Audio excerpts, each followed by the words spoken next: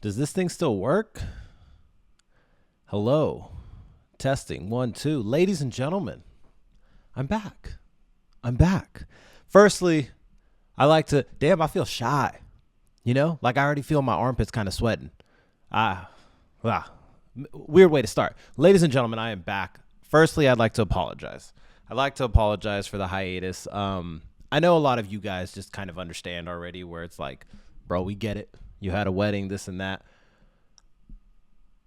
But the last time I left off, I had just gotten back from my bachelor party. So I just flew back from Miami, and I remember sitting down to record, and I was so impressed with myself because I was like, damn, after a whole weekend of partying, not a lot of sleep, took a plane across the United States, came back, sat down and recorded, started going, maybe had about 20 minutes in.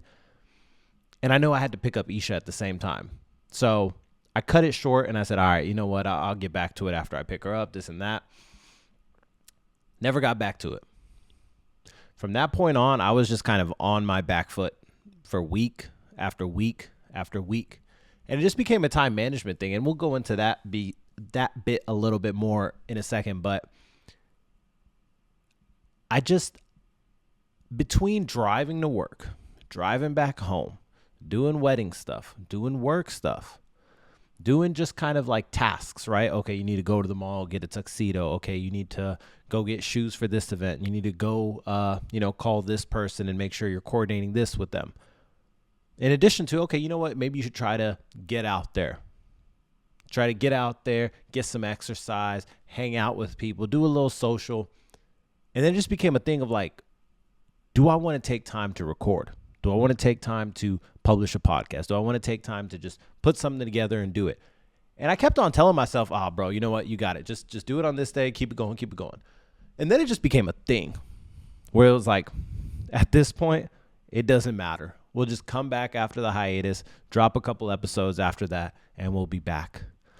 All that to say, I do apologize for the hiatus, but we are back. I hope to stay much more consistent from here on forward.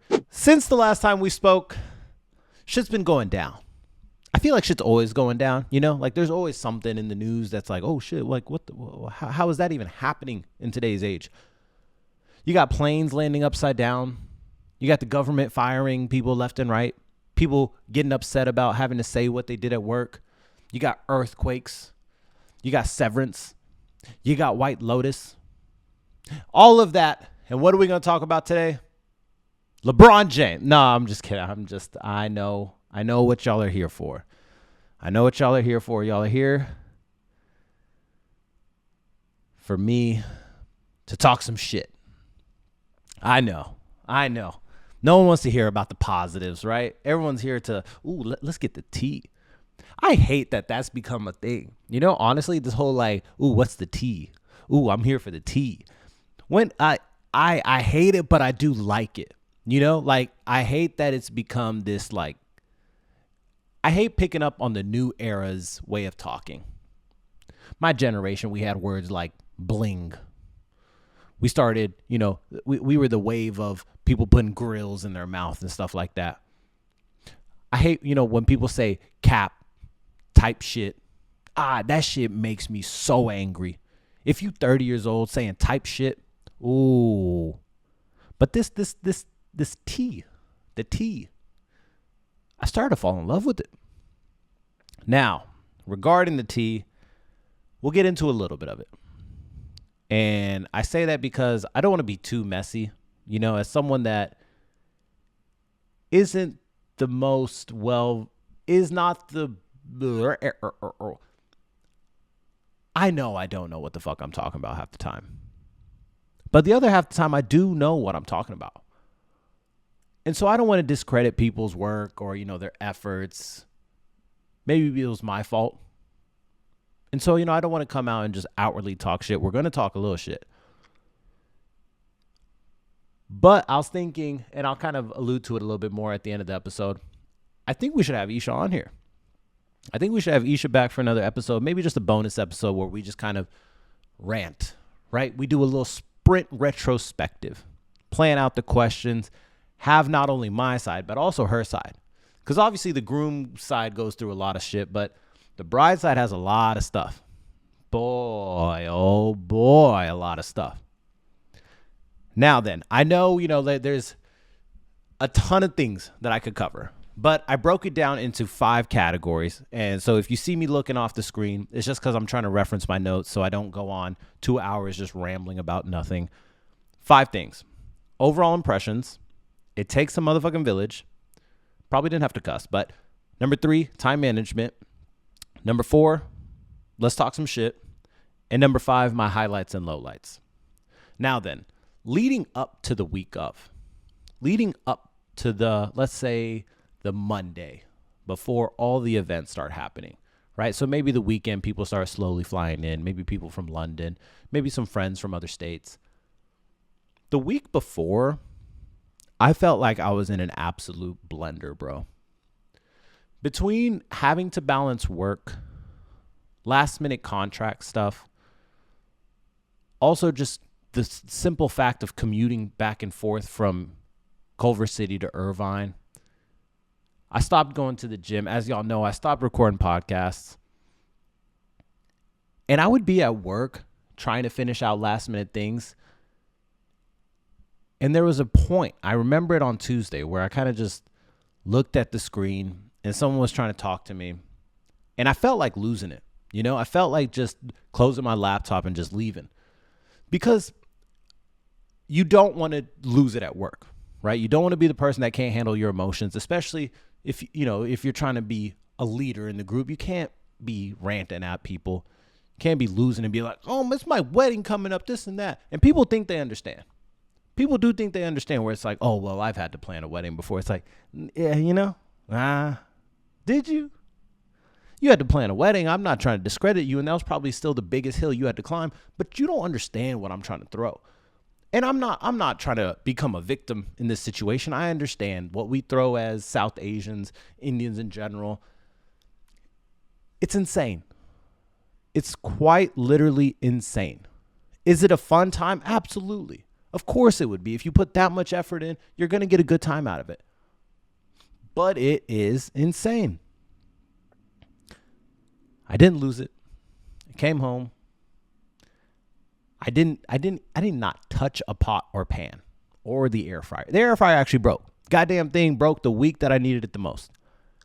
And it just became this week of ordering food, ordering out. It did not matter. It was time to eat. Guess what we doing? We ordering out. Ain't nobody cooking. We do not have time for that shit. We do not have time for that shit. We have to organize all this stuff. We have to rent cars. We have to make sure, we're hopping on the wedding calls every day as we start kind of ramping up as the days start coming. The week before, man, if you have a wedding coming up, I recommend you take the week before and the week after off. Obviously the week of is a given, but the week before, you will be so glad you did. At least 3 days before. So if you can take that Wednesday off before your wedding week, you are set up for greatness. That is the one, and maybe I can throw this in my lowlights, but I'll just kind of start with it now, where it's just like, you need time. You need time, and on top of that, you need to compound effort. Like if you have, let's say Tuesday, where you get a lot of shit done.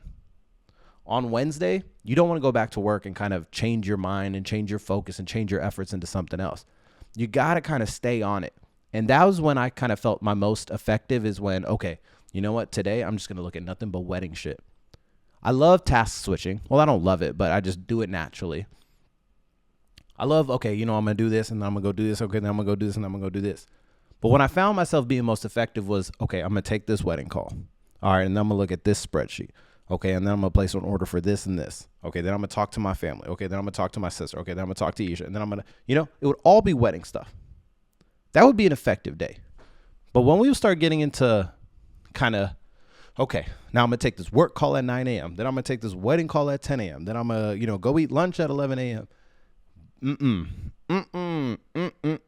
Compound the efforts, bro. Compound the efforts. Compounding it's the American dream. Whether it's jokes, effort, money, compound. Now then, let's get into our first topic, not our first topic. God damn, I'm so used to saying that. Our first bullet point, which is the overall overview. how did I feel about how things went?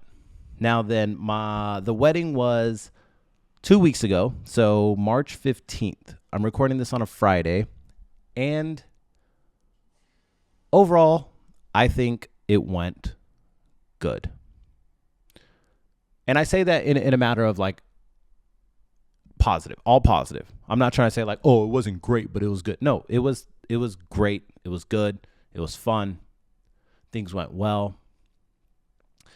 We had a lot of factors kind of going against us. And by going against us, like we signed up for it, right? We had to move a lot of stuff from Culver City to where the ranch was. We had a lot of people coming in from out of town. All of our family is from out of town. No one is local to Los Angeles, barely. But with all of that, with all of the effort, if you're an attendee and putting myself in their shoes, I do think they had a great time.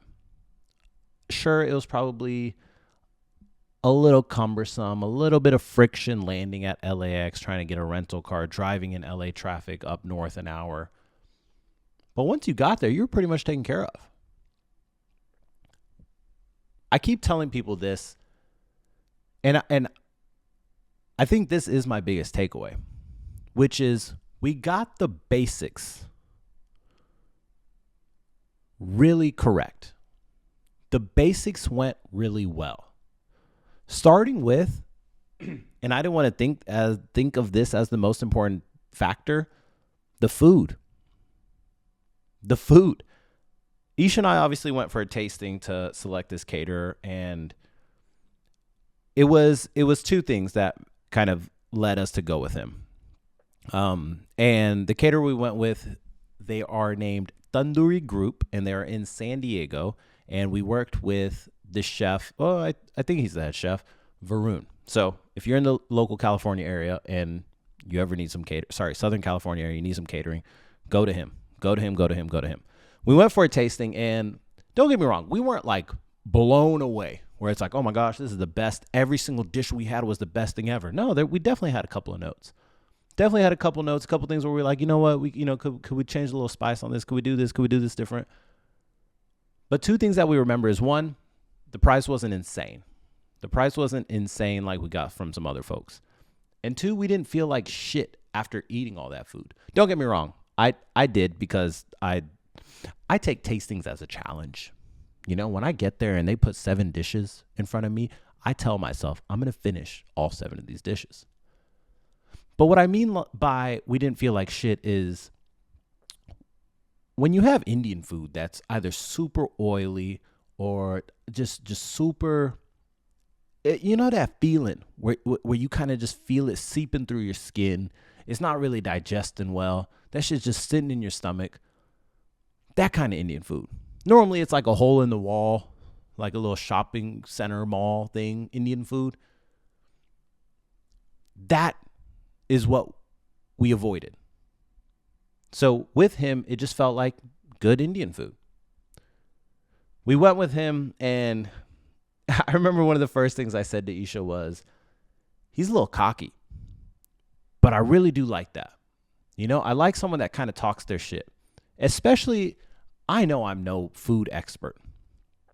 So someone to kind of coach and guide you and push you the correct direction and kind of more so take the lead on his art, right?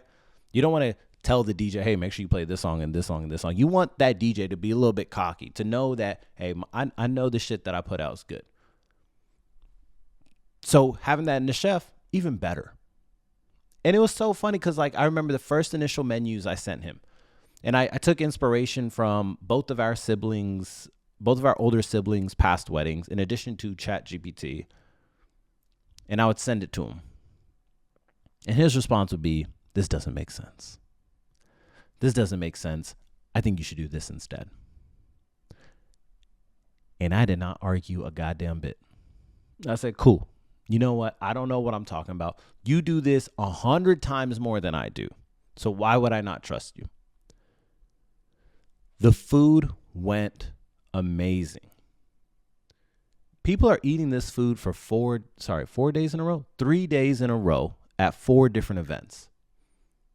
And sometimes it's multiple meals, right? So, for example, at the wedding, you have, like a little bit of morning nashto, a little bit of breakfast snacks and stuff like that. Then the wedding lunch, then cocktail hour at the reception, then the reception dinner. People are seeing that food a lot throughout the course of the 3 days. And every single person that told us about it, they were like, yo, this food has been amazing. Make sure y'all take time to eat it. And Ish and I were honestly thinking like, when you got butterflies in your stomach and you got a lot of things on your mind and you're trying to do this, you're trying to do that, and you're going back and forth, and, you have a dance coming up and you're also drinking, and it's common to avoid eating. It's common to avoid eating. I don't know if you're one of these people where, if you have a performance at the Sangeet or at the reception, you don't really eat too much beforehand or drink too much. I think it's more common for girls versus guys because girls' dances are actually good. Guys' dances are normally just sloppy and all over the place. But, oh my gosh, there's men in front of me jumping around. This must be amazing. So I know it is common not to try to indulge throughout the weekend. I ate at every single goddamn event. I would just eat off other people's plates. And then I remember that the one thing that I was pretty adamant about was like, oh, at the wedding, we may have to go straight from photos to, the vidai where you guys go away and Isha has to then go back to hair and makeup for the evening shift. And I was like, no. I am eating a wedding lunch because my favorite thing in the world is some puri. Oh boy, some good puri. And it's not too greasy. It's my favorite stuff. So the food. I can't spend too much time on it, but the food went really well. Second, you got music. Now, who did I hire? I think I'm going to have him on the podcast eventually. His name is Srihari Sritharan. He goes by the name Dr. Srimix. He is now local to the San Diego area, but how I originally met this dude was college, and people called us doppelgangers. Now, as a little cocky college kid, I was like, shit, he don't look like me. Who does he think he is? Does he know who I am? Now, understand something. This dude was a big deal. And he didn't even act like it. Humble guy, nice guy. If you talk to him, he talked back, always smiling. And when I realized how much kind of, what would the kids say? How much aura this dude had and kind of the momentum this runaway train had, where he was dropping mixes as if he was Lil Wayne in 2003.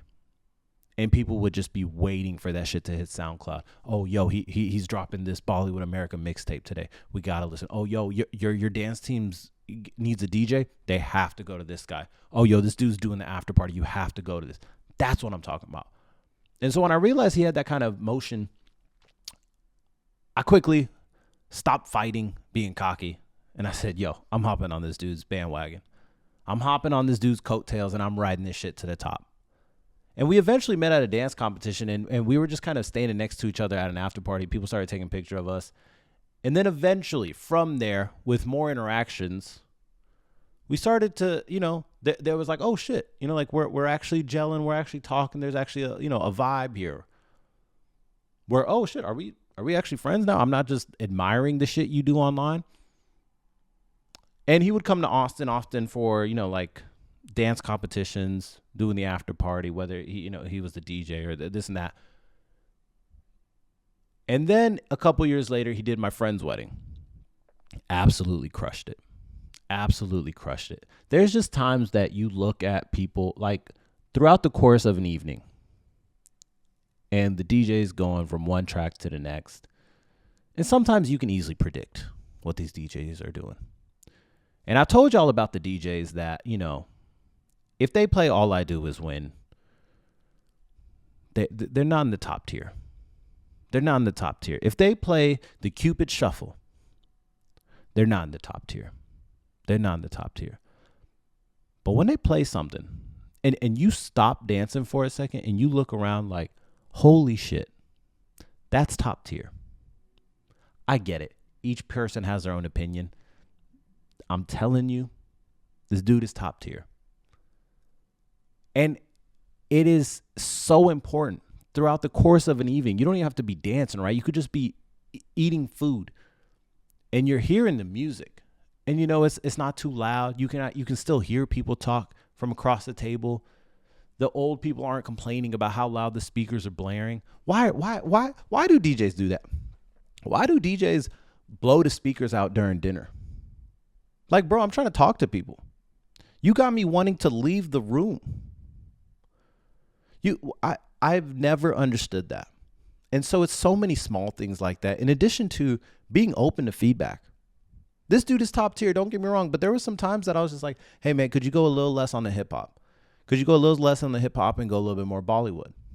For example, during my Bharat, right? So the John's entering, I'm sitting on the back of the car, and, you know, he's playing the stuff that gets people hype. You know, this is supposed to be a hype thing. You're supposed to be, hey, jumping, hey, oh my God, yeah. And I was like, you know what? I want more of that 2000s Bollywood feel. I'm out here wearing Indian clothes. All these people are wearing Indian clothes. Let's paint the scene correct. And sure enough, I told a groomsman, he went up to him. He looked at me, just gave me a thumbs up and switched. No feelings hurt, nothing like that. He just did his thing. So a DJ that's like that, bro, I'm telling you, and I know it sounds like I'm dick riding right now, but I'm just trying to give people props where it's deserved. Because don't get me wrong, we're about to get into some people in a little bit, but it's stuff like that. And people enjoyed the music. People were out there dancing. Sorry, I don't know why I just paused so long. But what I'm trying to say is, like, people were out there dancing with, I'm literally stumbling over here. I think depending on the family, they'll dance no matter what, right? I do think my family would have been out there dancing no matter who the DJ was, what music was being played. But it's only taking that step a little bit further, a little bit higher, when the music is actually working. When the music is like, dude, this is a fun time. I can obviously go home and just play music, skip to the next, have no transitions. But when you get this curated experience, that is what I feel like takes it to that next level. And of course, basic number 3, alcohol. There was alcohol. And don't get me wrong, I don't think a lot of people ever miss on this at this point. I've seen open bars left and right. Don't listen to that bullshit you see on Instagram talking about you should have a cash bar so you can save money. Stop it, bro. All these people coming out for you, they're going to give you a wedding gift, this and that. Just have an open bar, man. Just have an open bar, and it's only going to benefit you. Have the drinks flowing, and you'll have a good time. I've always said on this podcast, as much as it hurts, alcohol is still the best social drug. Now, don't get me wrong. I don't support having to supply it yourself, which we went down the rabbit hole of. And it was just kind of always a backwards fight, because surprisingly, we got there and we find out that in the state of California, you cannot return liquor. So for our engagement, which was in Houston, we bought a bunch of liquor, and it's like, all right, you know what? Whatever doesn't get used, we'll return it. And we had probably a bunch of boxes of Lalo, some vodkas, a couple whiskeys here and there. You can't really return beer unless like the box is fully not damaged, or even like you can't even have the condensation make the box weak or anything. And at the engagement, it was much more calm. We didn't even have a DJ. So I can understand how there wasn't a lot of alcohol consumed, this and that. And so we had to return a lot of it, which is cool. At least we get to return it. Shout out Total Wine in Texas. In California, with that kind of being in place, it was like, you don't want to miss. You don't want to miss too hard. Because like, it's one thing to end up with 1 or 2 bottles left over. But when you have like 10, 12 bottles left over, at that point, you're trying to have to like sell it to someone that's having an event after you. And I don't want to have to take that shit back to Texas or, you know, give it to someone that's going to a different state. So it was always kind of a backwards fight. and maybe I'll put this on a low light where it's just like, you finish the Sangeet. Okay, you know, what did we burn through? What did we run out of? At each event, we ran out of tequila. And it sucks, right? Like, I obviously don't want that to happen where people are going up to the bar asking for a tequila shot. But luckily, it was later in the night. There's still options, right? It's not like you just can't drink anything. Okay, maybe you have a little vodka soda now. Maybe you take a shot of something else. But I think what we underestimated, and like I'm saying, all of this is just for whatever y'all are having an event, this and that. We thought a certain percentage of people would just be drinking beer and wine. Wine was pretty popular. I do think we ran out of wine one night. Beer never ran out. Never ran out. Because the uncles that we predicted that would be drinking beer, just taking shots. Taking shots, whether it was whiskey, tequila, taking shots. I don't know. I didn't expect that, right? I thought, okay, you know what, these dudes 50, 60, 70, they're gonna drink beer. That's what these British do. They drink beer. They have a pint.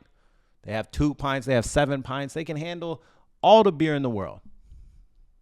Nope. Tequila, vodka, whiskey. That was their drink of choice.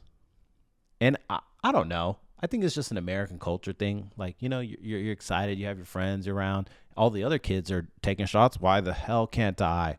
I'm invincible. Now, don't get me wrong. These people were not invincible. But the basic fact of, like, liquor is quite popular. And I do think that this new era of, like, health and stuff where people aren't trying to have the beer calories feel bloated. They're already eating all this, you know, samosas, pakora, pani puri. I'm just saying random shit now, but you know what I'm saying. Indian food in general. You don't want to have that and then also have beer. So the 3 basics: food, music, and alcohol. You get those 3 correct, it's very hard to go wrong.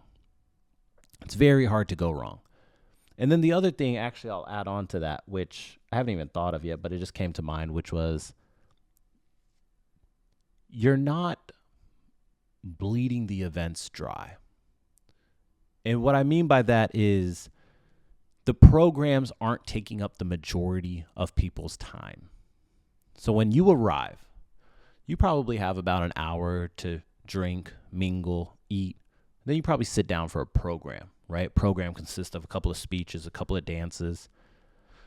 Maybe you're in one of the dances. And it's this is where people get a little messed up, is like, the people that are in the dances or involved in the program in general, massively the minority, maybe less than 10%, right? So you have a 300-person event, probably maybe 20 to 30 people are involved in the program. And if you're not involved in the program, that program can feel like forever. Now, I was a little worried about the program feeling a little too long. You know, okay, I don't want people to just sit there for forever. Because that's what happens at receptions, especially receptions, where you find yourself sitting there and it's like, bro, it's 10:30, it's 11 o'clock. When do I get to eat dinner? Last time I ate was 5 o'clock. Also, I'm just tired of sitting here. I don't need to hear all these speeches talking about, if you want these stories, meet me at the bar later. I don't need to hear that. I don't need to hear that over and over again. But luckily, and I'll start with the Sangeet, things were flying by, bro. Things were flying by. And we had an MC. But shout out to our MC. Y'all know me. I think I'm the greatest MC in the world. I was hesitant to have anyone else do it. But we had Isha's cousin's husband. Oh, I need to start learning like the relationship name so I don't have to over-explain the family tree. But we've had him on the show. Ladies and gentlemen, Sandeep Nair. Oh, Jesus Christ. Sandeep Nair. He was the MC for our Sangeet. And he crushed it, man. He crushed it. Was I a little worried? Sure, I'll be honest. But he went out there and leaned into anything that felt awkward. He came out there, started with the opening bit. People were still talking and stuff, but he kept going. When you start getting kind of distracted by the noise and stuff like that, that's where you start getting off track. You start going on a little too long. Don't get me wrong, you do have to control the audience. But you got to keep barreling through. You got to make sure people know, hey, I'm talking now. I'm talking now, and this is the show. You stop your conversations and you sit down. And man, he killed it. He went out there, did that, brought out the first speech, comes back out, hits a little dad joke, hits a little California joke, hits a little sensitivity joke. And I love that. I love that because half the people here, they don't care about all this shit that's in the news nowadays. Oh my gosh, he said that there's only a male and female. Oh my God. No. He came out there and leaned into it. You know why? Because the majority of people there are older than 40 years old. So cater to your audience. Go out there, lean into some awkwardness, lean into some jokes. Don't be offensive, right? Don't be, just crude, making sexual remarks. Do you know what I'm saying? Don't do all that. But make a dad joke. Half these people in this goddamn audience are dads. He killed it. So, firstly, shout out Sandeep. I appreciate it, bro. Don't worry. We got to have you back on a podcast.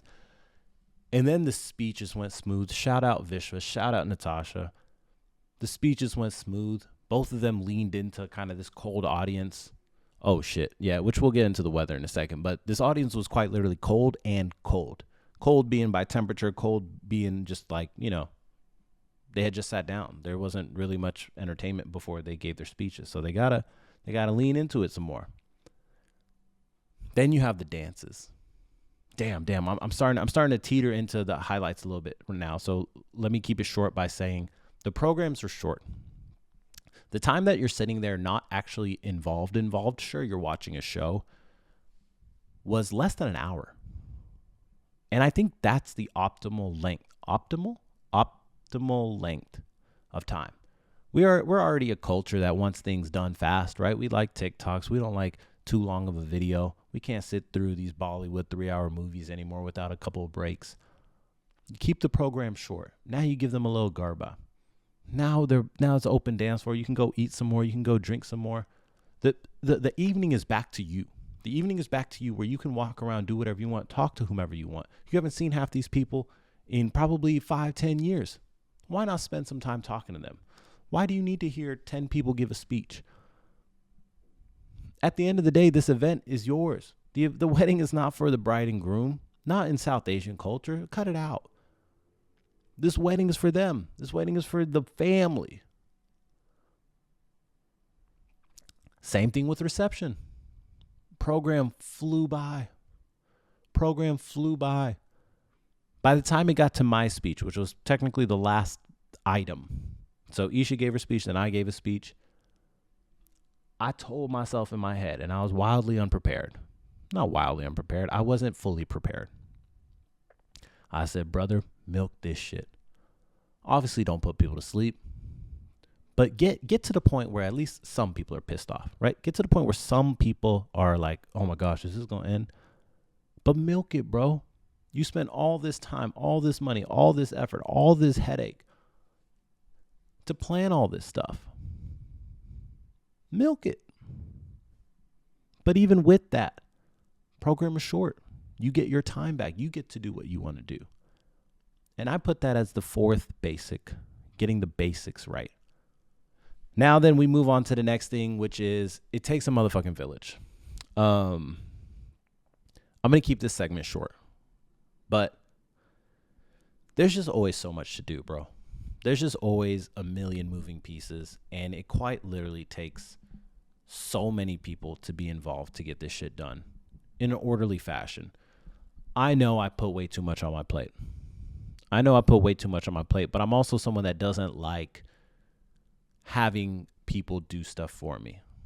I'm trying to get better at it, but it was just tough giving someone a responsibility. And then if they were to come back and do it and then I criticize it, or if I don't like it, then I got to redo it. Why did I even waste this time in the first place? But when you start getting up to that day of, when you start getting to that week of, I'll speak personally. I stopped caring. I stopped caring at all. People would suggest something. I said, cool, just do it, bro. Like either I don't care that much or these audience people won't care that much. Just send it. Do what you got to do. You think that's better? Cool. You think that's good for the dance floor rap? Cool. Do it. Oh, you got to move this table. You got to do. Okay, cool. Do it. We got to get heaters. Okay, do it. Even money at that point just becomes, like, how can I just move fast? I don't even care about moving deliberately. So when it comes to all of the stuff that you have to take care of,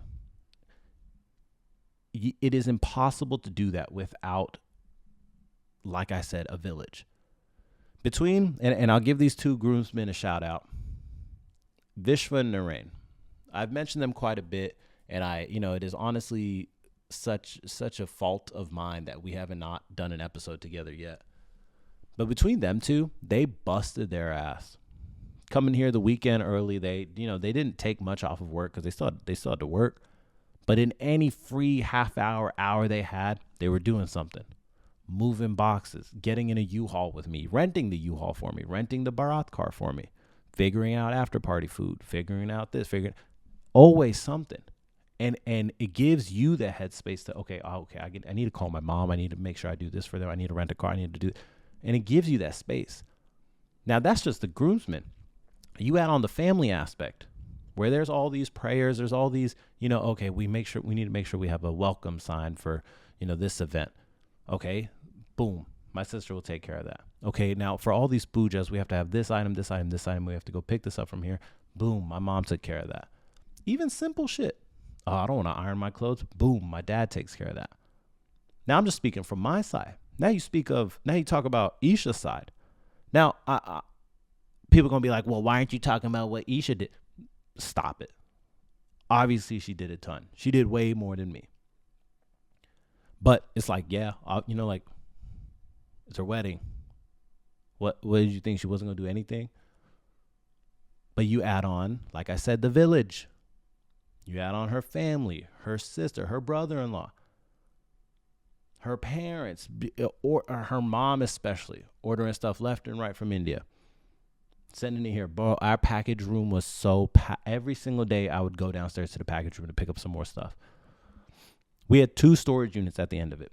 The week before the wedding, I got a call saying like, hey, we have a storage unit open in the building. We already had a public storage unit. Now we had a storage unit here because there was just boxes everywhere in here. And it's a shit feeling when you got a lot of stuff to do and you come down and you're in your own home and it's like, I can't even think right now because there's so much stuff in here.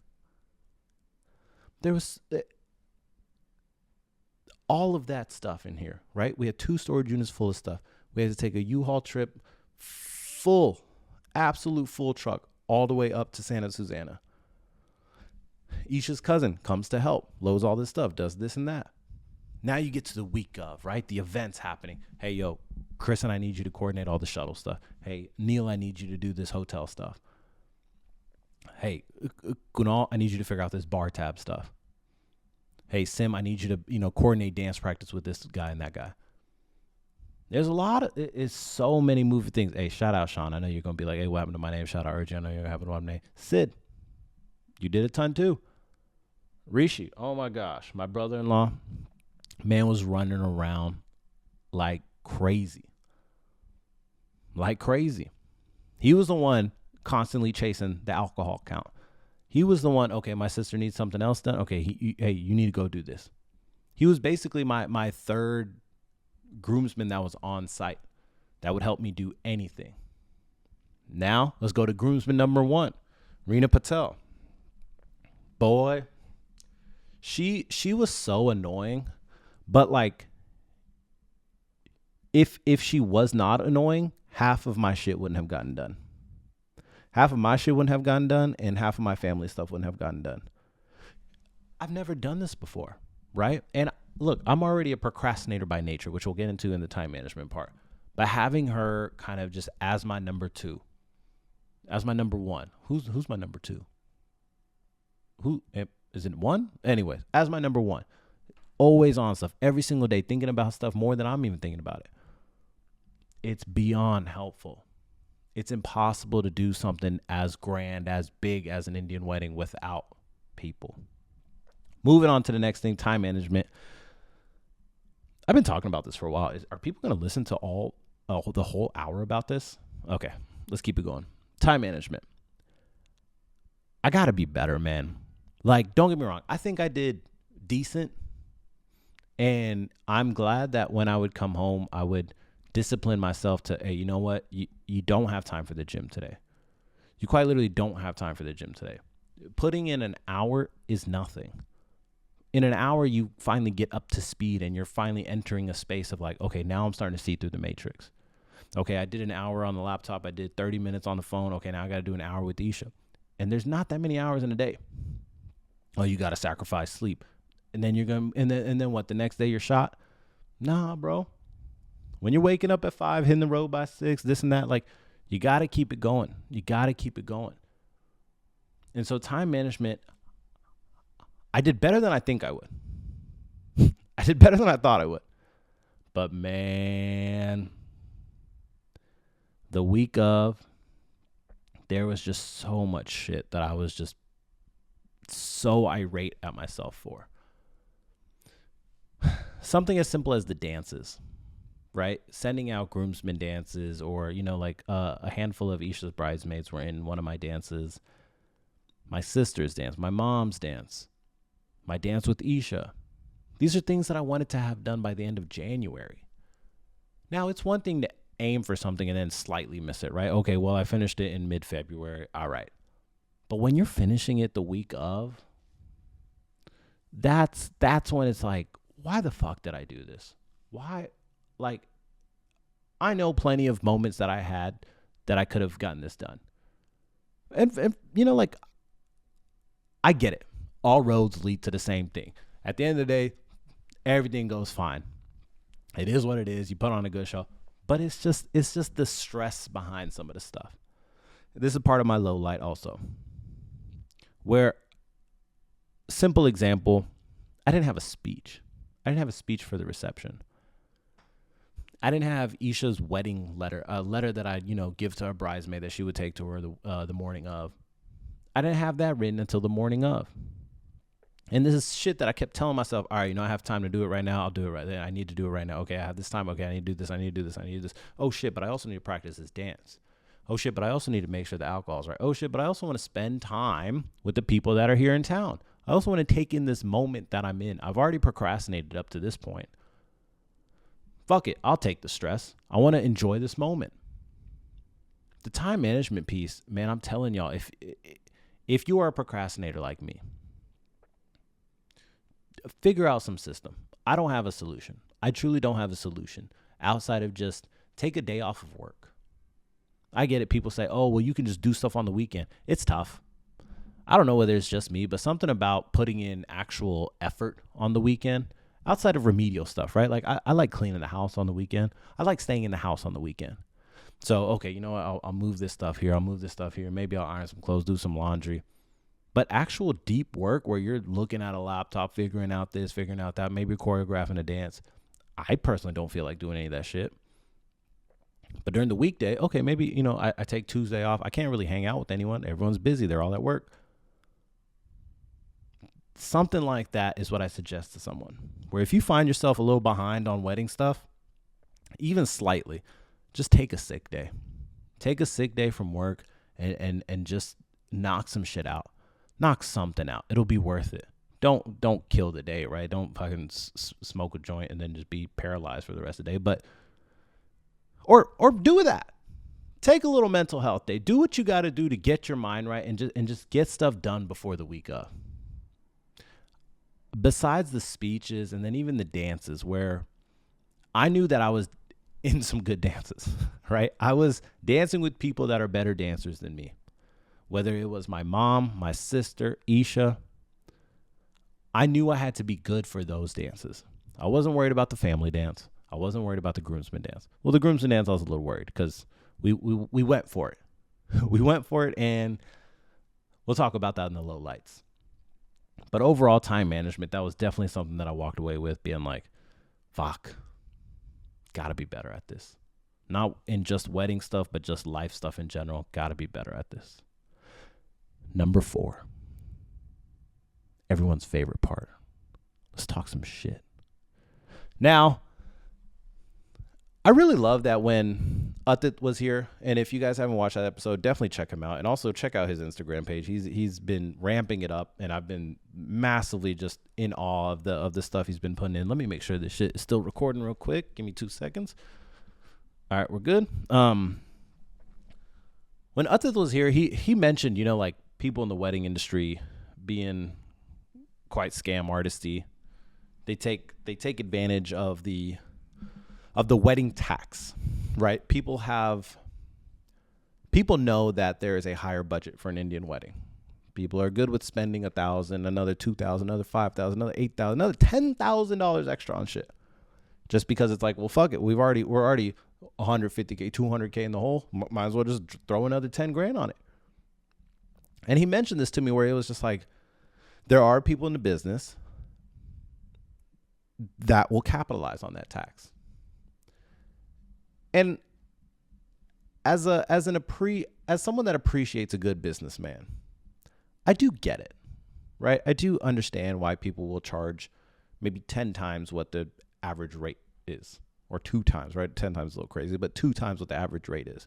You got to get your money right at the end of the day. I get it. You got to get your money right. You got to feed your family. You got to make ends meet. Maybe you're not booking 10 weddings a year. You're only booking 4 and you got to pay for rent. I get it. I support it. But some people, it's just some bullshit. It's just some bullshit. I won't say anybody by name. But stuff like where we have to make decisions with a metaphorical gun to our head the week of, whether we're going to do events inside or outside. Or, hey, like how many heaters do you want? We got to put that stuff on the truck. How many chairs do you want? We got to move the chair from here to here. So you need, we got to, charge you for this. Okay, we got to charge you for this. We got to charge you for this. Every single thing that you're just like, hey, we got to charge you for this. We got to charge you for this. That's when it becomes a goddamn headache. Because it's just like, bro, I'm already dishing out $50K to you. Why can't you just move a fucking chair for free, bro? I'm not asking you to bend over backwards. I don't want anyone to be, making less than minimum wage and this and that. I want people to get their fair share. But to a certain extent where it's like, yo, y'all know what I'm going through. Like, just take it easy on me. A perfect example of the opposite of that is where our photo and video team, and I fuck it, I'll say their name, Wandered Stories, also located in Southern California. Our photo video team, we paid for, let's say, 22 hours, right? And I'm sure we went over, and even in our discussions where, as we got closer to the week of, where we were kind of talking about the times that they would clock in, quote unquote, and clock out, quote unquote, and we're like, oh shit, there's an extra hour and a half, like, what are we going to do about that? My man literally said, hey bro, it's fine. You don't need to worry about that. In the grand scheme of things, as we're going through all of this stuff, you don't need to worry about that right now. If it gets to a ridiculous amount, then yes, there will be, an additional fee. Cool. I get it. I support it. But if I book you till 4:00 and you go till 4:30 and you're knocking on my door talking about, hey, like, this and that, or if you stop at 4 talking about, hey, you only paid me till this. That's the bullshit I'm talking about. And thank God we got to avoid that with our photo video team. It's stuff like that, man. And then the venue in general. There's just so much stuff. And what you realize is that it's not just you that's waiting till the last minute on a lot of these things. Don't get me wrong. I was a procrastinator and Isha got onto my ass a couple times for some of this stuff. But man, these vendors also wait to the last minute for a lot of things. And that's what people don't like to put an emphasis on. These people are just as unorganized as you are. You forget, half these people didn't go to college. They said, oh, fuck it. I found an industry that makes a lot of money. I'll hop into that. You don't go to college. You don't get a degree. You don't get a job. You know what you go into? You either go into real estate or you go into wedding planning. I get it. It's a lot of money. Why not? But the mental discipline of people that work in corporate America and you have to be a certain level of organized, that sometimes doesn't exist in some of these wedding jobs. It doesn't exist in those jobs. And then as someone that's part of the corporate world, you look at that stuff and you say, yo, what, why aren't you on top of your shit a little bit more? I'm asking you for a response. I need that response faster. I'm asking you for this and that, or organized in a certain fashion. Why am I not getting it like that? Because they don't operate like that. But what can you do? You're damn near landlocked by half these vendors. You have to go with some of them. And then after you go with them, once you're down the funnel, it's too hard to switch out. For people that change vendors at the last minute, yo, salute to y'all. I don't know how you do it, especially with the number of moving pieces that are happening at that time. I don't know how you do it. But it's that shit right there, is that these people are just as unorganized as you are. They're waiting to the last minute. Oh shit, fuck, I forgot to order that, so I need to do this. Oh shit, I need to respond to this. Don't get me wrong, some of them are on top of their goddamn game. Everything I'm saying is not a blanket statement. Please understand that. Everything I'm saying is not a blanket statement for everyone that's in the wedding business. There's a lot of smart people in this shit. And once again, like I said, I'm a novice. I don't really know everything all the components of the wedding world. But I know a goddamn enough. I know enough that when I see a problem, I'm saying, oh, you know what? I've been to enough of these weddings. I know what to anticipate. I know what's coming next. I know what I got to do. All right, let's get into it. Our wedding planner was solid, man. Super helpful. And she really dealt with Isha and I's kind of over-controlling ass throughout the months. Her team, not so much. I've always had, I don't know whether it's like, I'm not trying to pick this vendetta with people, with wedding planners and people that are part of wedding planning teams. I'm really not trying to pick this fight. All I ask is just effort, bro. Effort. There were times where I would find myself with the photo video team. They had headsets on and they knew what was going on. And when I needed someone, these people were there. Why do I have this white girl and this Filipino girl here with me that's more on top of their game than the two Indian people that are supposed to be helping me? You got to have a good staff. As good as our wedding planner might have been, it's tough. It's tough to give like a fully great review because it's like, yo, your team was shit. Your team was ass. Also, why am I afraid of talking shit? Fuck them. What people gonna come to me? You already took my money. These people are ass. I've been to a handful of Indian weddings, and I'm telling y'all, I could kill it. I understand it is much more stressful than I'm probably thinking. Sure. But like I said, when you're a part of this enough times, you anticipate things. Hey, the best skill to have is availability. The best skill to have is when this person is looking around because they need something, I'm there.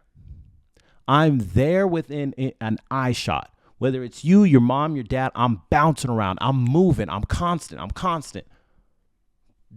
That is the shit that some of these people lack. And it becomes massively frustrating because me, myself, y'all know me. I know I got a little temper, this and that. Blame it on my dad. But boy, I held my tongue.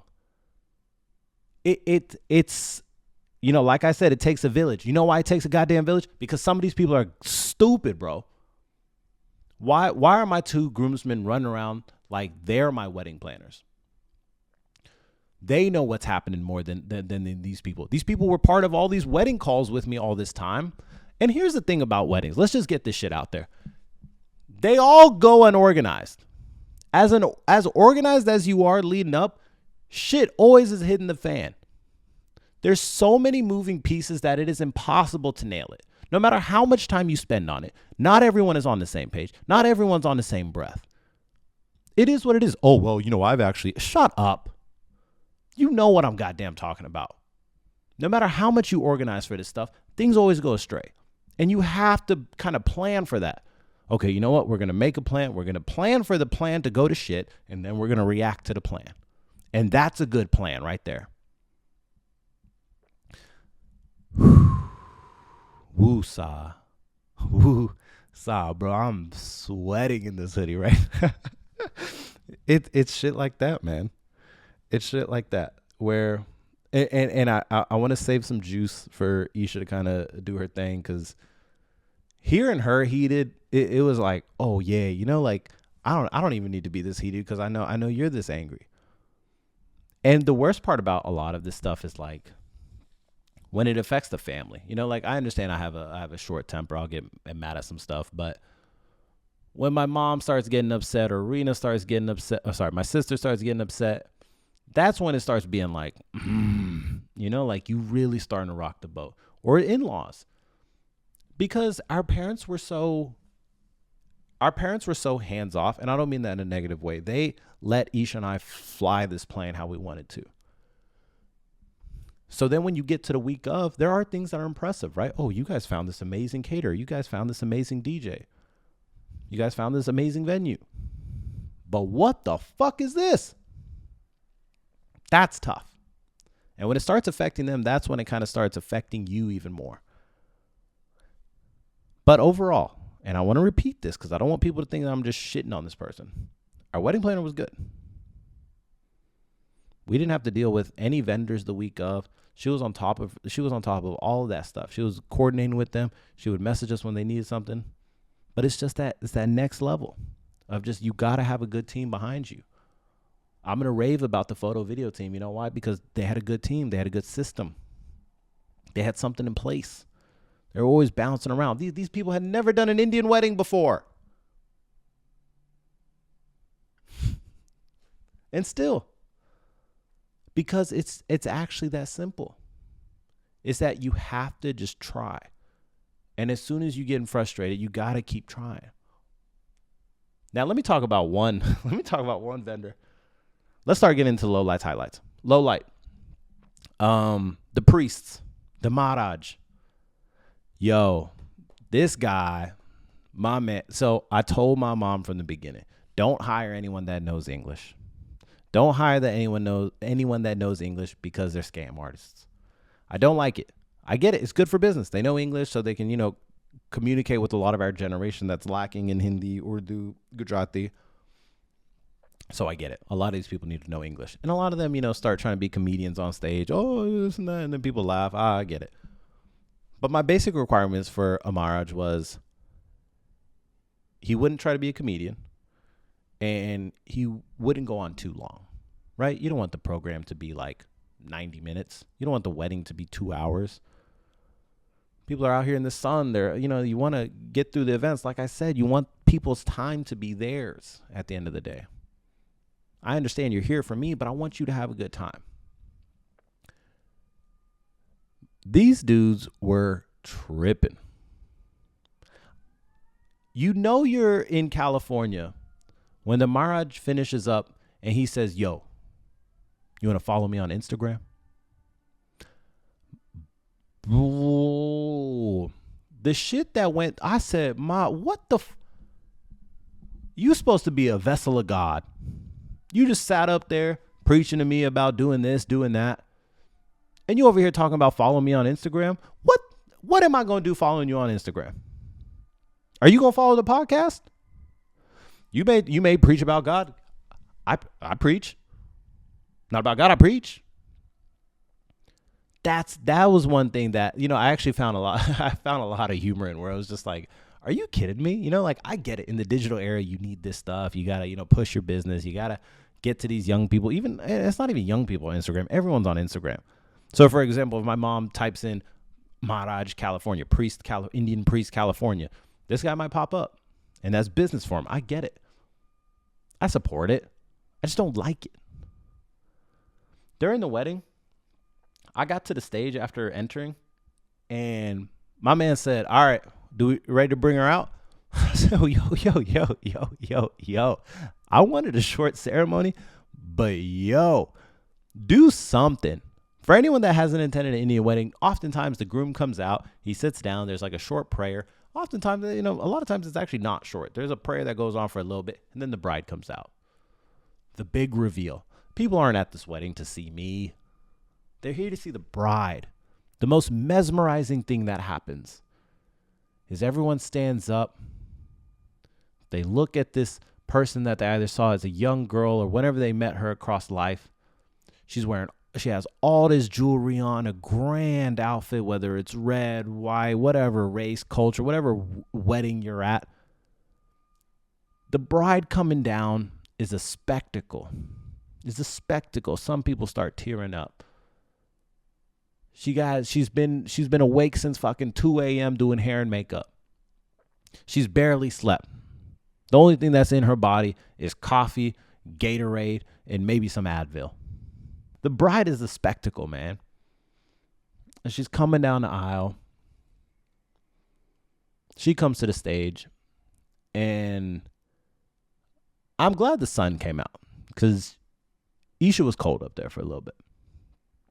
And of course, seeing her was something that I was looking forward to the entire weekend, where I was just like, I know this is a spectacle. And so to see this, but with her in that place, I know I'm just going to be in awe.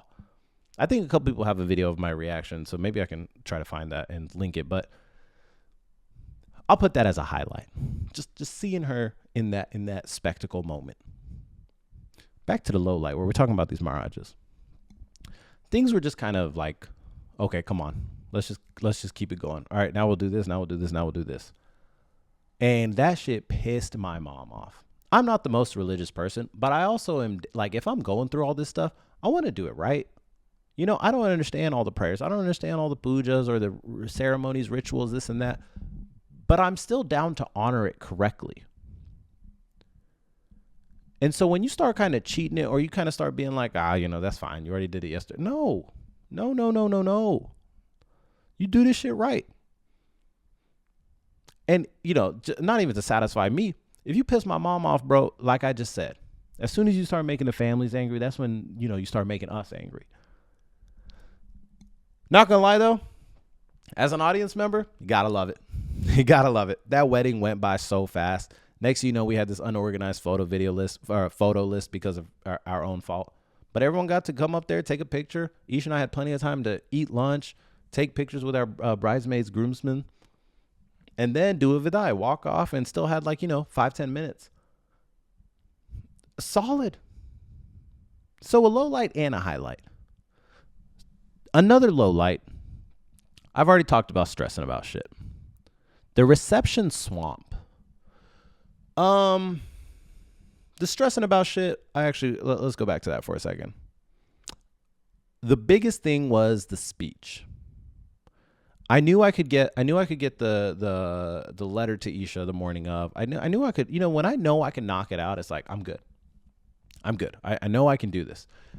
And I think that's the procrastinator's biggest drug is that, I know I can finish this in time.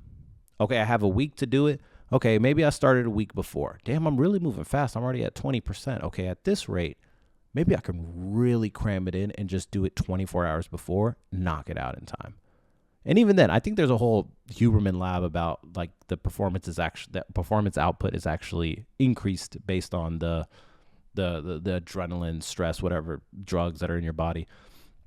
But like I said, if I know I can knock it out, I wait till that last minute. With Isha's dance, or sorry, not Isha's dance, with our first dance, I waited till the last minute. Went good.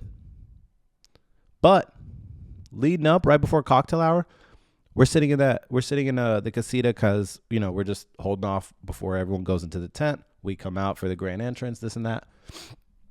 We start running through our first dance. I'm stressing out about my speech. And I'm like, oh my gosh, I literally don't have it done. And I need to sit down, right? I need to figure this out. And then, at the same time before that, my nephew Ishan's like, hey, look at this dance. And it's just like, bro, I'm so sorry right now, but I just don't have time for this. And that is a shitty feeling where you don't have time for people because of your mistake. It sucks. Going back to the cocktail hour thing where Ish and I are practicing, like I said, I didn't have a speech, and I was already a little nervous about that dance and the first dance I had with my mother-son dance, where we did a slow song and then we had an upbeat song. In addition to that, people's entrances musics were kind of missing, and I had to add something to the program. So I'm trying to download this music, upload it all at the same time, while I'm like, shit, I don't have a speech. So I need to spend some time to do this. And throughout the weekend, I thought about stuff, right? I thought about bits. Okay, I'll make this joke here. Okay, I'll move from this person to this person. A gradual progression. Ish and I start running through our first dance. I start getting my hand caught in her hair or on her, body chain. Now she starts getting stressed out. Now, I don't mind being stressed out. It is what it is. But if she starts getting stressed out, then it's no one's having fun. And that is when it kind of clicked for me, where it was just like, Ajay, shut the fuck up. I don't know when the video cut out, and once again, my bad. Like I said, I'm new to this podcast game. Like, I'm gonna keep the audio on, probably put some random image overlay. I'd cleared some space, and now we're back. But what I was saying was, the first dance stress is, I started stressing Isha out. You know, like my stress just started coming out outwardly, and now we're messing up this first dance, which we're about to perform in like less than 30 minutes, which is very unfortunate. I kind of start realizing like, okay, Ajay, stop. You know, like this is a fault of your own. Stop, you know, bringing in other people that have properly prepared based on your mistakes. Now, her hair was a problem. She wasn't enjoying it. I was getting my hand caught up in it. I was, you know, putting my hand places where it shouldn't have been, because it's like, okay, well, you know, this is here, this is glued here, this is tied here. You just can't touch that stuff. And you never do a full dress rehearsal, which is unfortunate, but it just, you know, it kind of is what it is type of thing. Her friend Bincy comes and saves the day. She fixes her hair up. She, you know, makes her blouse a little tighter so it's not, you know, like things aren't getting caught this and there. Things started going much better. Okay. On top of that, we took a shot of tequila, and it was like, this is fine. We're going to be okay. It is what it is. We're both good dancers. Let's put on a show. We go out there, and it went good. It went good. But going back to the, you know, like what we're talking about is like the low light of stressing about shit. It doesn't help anyone. Like if you got some shit that you waited till the last minute on, it is honestly yours to stress about. Unless you can deal with it in a proper fashion, you got your boys to lean on, because you know that's what they're there for. That's what family's there for. But for people that are also in the same boat as you and they're probably nervous about this and that, you got to ease up. Don't put your problems on their plate. Now then, another low light, which I mentioned before, which was the reception swamp. This goddamn, it rained. It rained in freaking Southern California. It finally rained on our wedding week. The Friday event had to get moved indoors, which I actually didn't mind too much. The Thursday event was almost like hurricane weather as far as the windiness goes during the first hour, let's say 6 to 7. And luckily we had heaters. People were being honestly champs about it. When we were taking our pictures, you could just see all these goosebumps on Isha. I was also cold. So some people were in thermals. And luckily we had these shawls that we were handing out to people. So, you know, there was like a small layer of heat that people had. I already mentioned the heaters. The sun goes down. Now, before the sun goes down and I'm kind of going around socializing with people, I knew, you know, like there's no point in trying to be like, hey, I'm so sorry about I'm so sorry about the weather. I'm so, you know, like you got to be a host. I'm trying to be who I'm trying to be. And so I just started going around saying, hey, don't worry, it's going to get colder. Don't worry, it's going to get colder. Just as a joke. And people are, you know, acknowledging, oh, okay, you know, like they obviously, yes, it's cold, but we're all here for a good time. The sun goes down and the wind stops. I don't know the science behind that, but thank God that happened. Because then for the rest of the evening, things went honestly very smooth. People that were by heaters, it became like a little social thing. You know, like, you know, the old days when people would just smoke a cigarette and people would all gather around to smoke together, and it becomes a little conversation point. That's what the heaters were. I already mentioned Friday getting moved indoors. Now, it did rain Friday all day. Not like crazy rain, but like when it's raining for 6 hours and it's drizzling, things are all still wet. Our reception was on a field, and we didn't want to get flooring because it's like we really don't want to drop another $30K. And that flooring is going to get wet. People have to get to that flooring somehow. Whether they're walking on the grass, this and that, the floor is going to get wet. Now, the tent went up Friday night / Saturday morning. And the field itself was doing all right, right? The sun had kind of dried it out for the most part. But the dance floor, the area actually in the tent, the actual reception area itself, it was moist. And that was honestly the biggest thing that I was kind of upset about, where it's just like, damn, people are going to walk from here onto the dance floor, and the dance floor is going to be slippery. It's going to be so unfortunate if people are falling, this and that. We try to put some weather mats around to kind of alleviate that a little bit. But as soon as we entered, the first thing I said to Isha was, just be careful. It is slippery as hell out here. And you could, like, we were both talking about it afterwards, where it's like you're over flexing all of your muscles. You're making sure you're landing on the full of your foot instead of like jumping into a toe move or anything like that. Your full foot all the way down. And you're using every single muscle fiber in your being to not fall. First dance goes great. We sit down, and I was like, I have to make an announcement. I know I don't want to abuse being on the mic, but I got to go up there. And I just went up there and just firstly addressed it, where it's like, yo, y'all, like, what can I do? Just be careful when you come out here. It is slippery. We'll try to have, this guy that comes back and forth with this mop and dries it out. But just be careful. And during the dance performances, we did have like 3 or 4 victims that fell, and that's unfortunate, like I said. But luckily, during the open dance floor, it went fine. It went fine. Not that many. I don't think anyone fell. And maybe it was just because people were a little bit less jumpy than they would have been, or the dance floor had just gotten so many feet on it at that point that things kind of just dried out. But even during my performance with my groomsmen, it just sucked because you're going at now like a 60%. We tried to attempt the Chris Brown wall-to-wall choreo, and I was so proud of these dudes because I've never seen them practice this much, ever. And I was practicing my ass off for all the dances. Like I said, I was dancing with people that were better than me.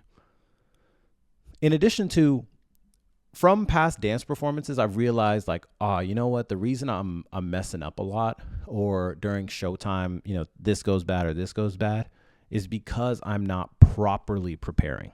I'm practicing half-ass, and I know I got it down, so let me just keep being half-ass. And then what happens? You go out there, and what are you? You're half-ass. And so for all of the practices, I was going hard, full energy, 110%, 130%, push it. Because when it's actually showtime, you can dial it back. You can deal with the momentum, the kind of the adrenaline of people cheering. You got these lights on, you got this camera on you. People, it's just, you have to be ready for that. And so I was practicing my ass off. And even these groomsmen, they knew the dance would be harder. I like dancing. I wanted to go for something a little bit more than average.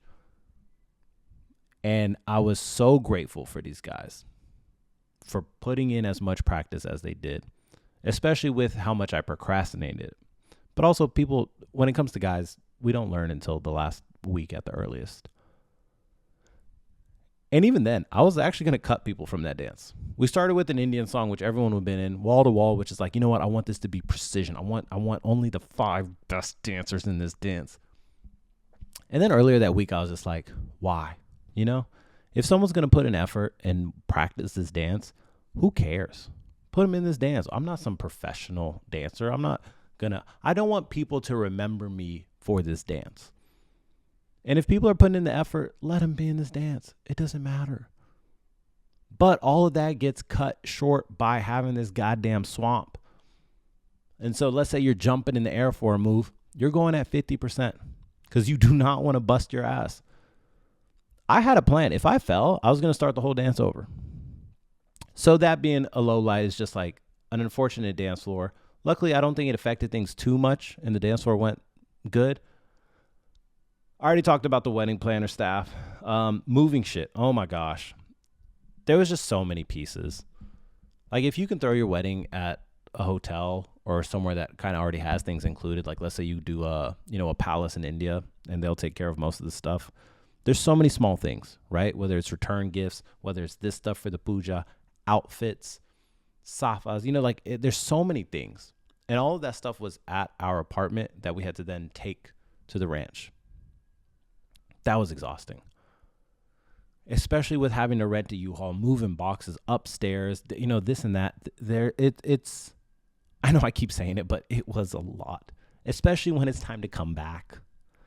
And that Sunday we were coming back. It was so exhausting, right? We're up till 4 or 5 a.m. at the after party. Also, shout out DJ M2 Ray. Absolutely killed it. And then the next day you wake up, me, Vishwa, and Narain, we created this whole game plan. My parents are grumpy, and I get it, right? They're probably just as exhausted as I am. They've been doing all this socializing. They've been barely sleeping. They've been stressed. I get it. I've been doing it for a week, but they've still been putting in that effort. Me, Vishwa, and Narain got home, unloaded stuff. We had ordered some Wingstop. It got to the door. We were sitting here watching the first episode of Daredevil. We all ate that food, and during it, Narain literally said, this is the greatest time ever. This is the best feeling ever. And it really is. After this week of just nothing but effort, being on, you have to stay on or you will fall behind. To finally sit here, eat some fried chicken, watch some TV, and then we passed out. Isha, her dad, and brother-in-law came with another load of stuff at probably like 6, 7, 8 o'clock. And we woke up, put that stuff in the storage unit, and then next thing you know, Isha and I were in Hawaii on Monday. The honeymoon stories, it's not really that much. Honestly, we didn't do much. I have an agenda for a reason. Cut it out. Low lights, the moving stuff. If you can avoid it, I get it, but it's tough, which leads me into the highlight, which was the venue itself. Isha's vision of having something in the mountains, and I supported it. I wasn't a big fan of beach, and I did want to be outdoors. It was beautiful. And a lot of people raved about how beautiful it was. I think I mentioned it in a previous episode where it's like you can't really buy nature. No matter how much you spend in Texas or Mexico or wherever you go, it's hard you can't really get that, sense of palm trees, mountains, beautiful sunset. The weather obviously didn't comply as much as we wanted it to. But there were moments that I made sure to take a moment every single event to sit back and just be like, this is pretty cool. This is pretty cool. And I'm really glad that we chose this venue. I think there's a lot of California venues like that, but you can't become so picky over it. So as a highlight, I'm really glad we went with we had our wedding in the Sangeet in the same place. And it was awesome. So I have that as a highlight. My next highlight was the scene when it all comes together, which is kind of carrying off of that one. As you're leading up, you're paying for this, you're paying for that, and you get really nervous. And so, sorry, I'm being really general here. I was quite nervous about all of this stuff where, I'm paying for valet, I'm paying for security, I'm paying for this, we are paying for all of this stuff. Is it going to work out? And then Thursday starts coming along and you see things start getting set up. You see kind of the bars start getting set up, the heaters. Okay, these string lights are up. And you start realizing like, oh shit, this is coming together pretty good. All these people that, quoted me this, quoted me that, it made sense. It's all coming together quite nice. And then the event itself starts, right? You show up, you're taking some pictures. People start showing up on the shuttle you guys also paid for. The DJ is killing it. Food ends up being pretty good. There's that, the bartenders were solid. Oh my gosh, bartender debacle. Real quick story. The venue, which I think I need to sue, but I don't know. They were great, but they had required certain ABC licensed bartenders, and that's not often common unless you're actually selling alcohol. With an open bar, you're not selling alcohol, you're just distributing it, so you have to have a different license, which the person that we originally had that license, but then the week before we had to switch up. Anyways, the bartenders start working out. Like the bartenders you got at the last minute, probably paid a little bit of a premium, but it works out. And things just kind of start coming together and you're like, oh shit, this is my event. Like this is the event for me. Obviously, yes, for Isha too, but I'm so used to getting ready for a friend's Sangeet, a friend's haldi, a friend's wedding, a friend's reception, maybe family. It was quite a strange feeling to swallow the fact like, oh shit, this is an event for me. All these people that are here, I need to put on a show. Don't shy away. And I do need to do some reflections on the bachelor party with you guys later, but don't shy away from the moment. Don't start changing who you are. These people are here for you. You need to be the show that you normally are. Don't change up. So that was a highlight. The dances, I was, obviously, yes, I'll be kind of biased because this was my event. And obviously I have a special appreciation for the people that did dances at this event, but at these events. But they were just so good, man. Isha and her bridesmaids killed it. Isha herself killed it. And then the dance that kind of surprised me was Isha and a handful of my groomsmen, my boys in general. They were so good. And I remember I was surprised by the dance. She did dance with them at the Sangeet, and I was so surprised and angry because I was like, these dudes are never this good with me. So am I a bad teacher? Am I a shit leader? They killed it. And I was just like, they didn't even do anything crazy. It was just theater. It was fun. And that's what it should be. My mom had a dance with her friends. And then my sister had a dance with her friends. And her friends, it holds a special place in my life and heart because it's like, I grew up with them. I have known those ladies longer than I've known a lot of my friends. I've seen them grow the same way they've seen me grow. And so to see them dancing on stage where, the first time I saw them all dance together was their talent show in 2004, 2005, whatever.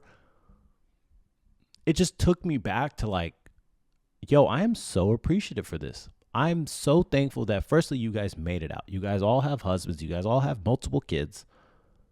And you took the effort and time to come out here and do this.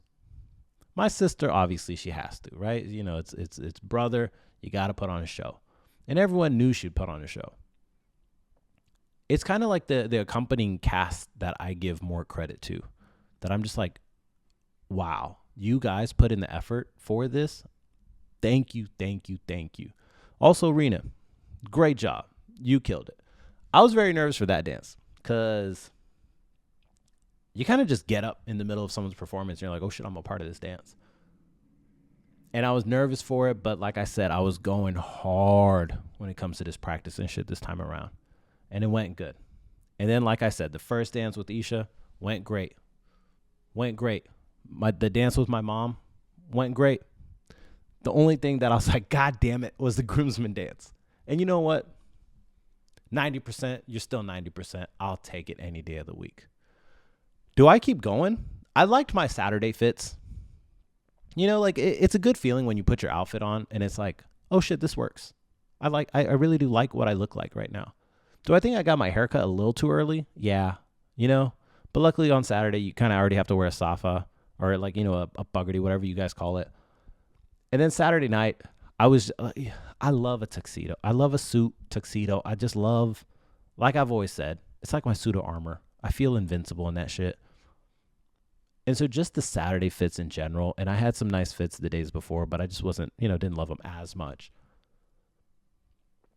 That was my favorite stuff. Another low light, I really don't like having Huldy on me. I just hate being dirty.